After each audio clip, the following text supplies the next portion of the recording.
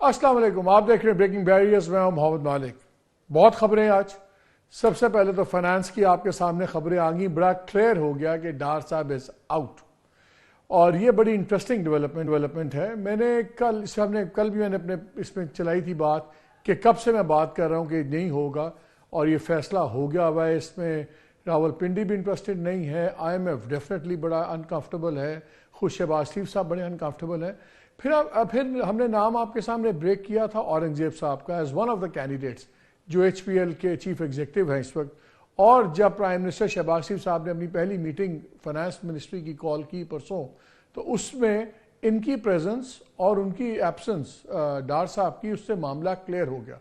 कल मैंने आपको एक इतला दी थी कि ये चीज़ डिस्कस हो रही है कि शायद IMF का मामला हल कंक्लूड होने तक डॉक्टर शमशाद अख्तर को कंटिन्यू किया जाए और फिर जून जुलाई के अंदर ले आया जाए औरंगजेब साहब को। लेटेस्ट अब ये है कि ये फैसला हुआ है कि वही बंदा कंटिन्यू करे जो कंक्लूड करे, क्योंकि फिर कॉम्प्लिकेशंस हो सकती हैं कि अगर डॉक्टर शमशाद कंक्लूड करती हैं और क्योंकि उनको बाद में उन डिसीजंस का बोझ नहीं उठाना पड़ेगा, तो हो सकता है वो बहुत सी ऐसी चीज़ें एक्स्ट्रा मान जाए IMF की जो कि वो शख्स ना माने जिसने बाद में उन पर रिजल्ट्स भी करने हैं।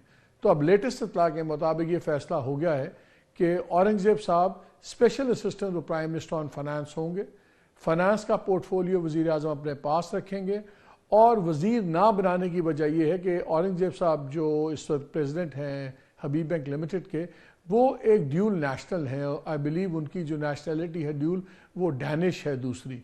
इस वजह से उनका एज ए फेडरल मिनिस्टर होना तब हो सकते हैं अगर वो अपनी नेशनैलिटी को छोड़ें। तो ये तो है सिचुएशन जो फाइनेंस के ऊपर है। अभी दूसरी जंग अभी तक जारी है, वो है फॉरेन ऑफिस की, डार साहब की फॉरेन मिनिस्टर बनने की। उस पर भी लेटेस्ट इत्तला ये है कि मियाँ साहब को, नवाज शरीफ साहब को एट द हाईएस्ट लेवल शायद उन्होंने रिक्वेस्ट की है कि ये इज़्ज़त का मामला समझ लें या वादों का मामला समझ लें तो उस पर एतराज़ ना किया जाए, लेकिन अभी तक उस पर भी एक ल्यूक वार्म रिस्पॉन्स है। अब देखिए होता है क्या होता है। और ये जो कहा जा रहा है कि डार साहब माशी टीम का हिस्सा होंगे, यकीन मानिए वो नहीं होंगे। और इसका हम रिजल्ट्स देख रहे हैं, बिजनेस कम्युनिटी और दूसरे लोग, इसका बड़ा पॉजिटिव रिस्पॉन्स ऑलरेडी नज़र आ रहा है। बिकॉज डार साहब का जो रवैया है वही प्रॉब्लम था। सख्त कीर मिजाज के आदमी अपनी मर्जी चाहते हैं, लेकिन क्या ये सख्त की रवैया चल पाएगा एज अ फॉरेन मिनिस्टर?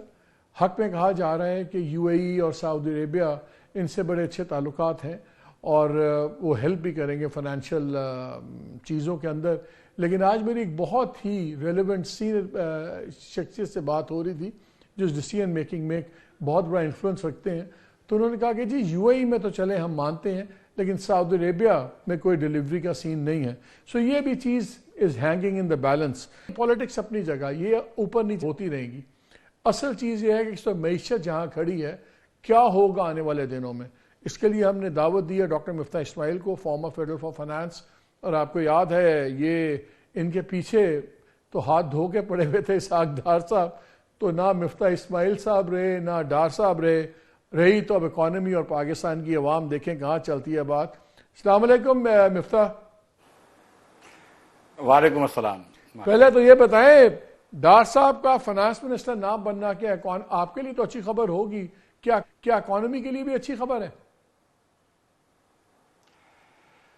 नहीं, मुझे तो खैर नहीं फर्क पड़ता, लेकिन पर्सनली तो खैर मतलब ये कि टू द एक्सटेंड के मैं भी स्टॉक मार्केट में इन्वेस्टेड हूँ, तो जाहिर है कि मुल्क के लिए अच्छा है और मार्केट के लिए अच्छा है कि डार साहब मईशत से जितना दूर हों।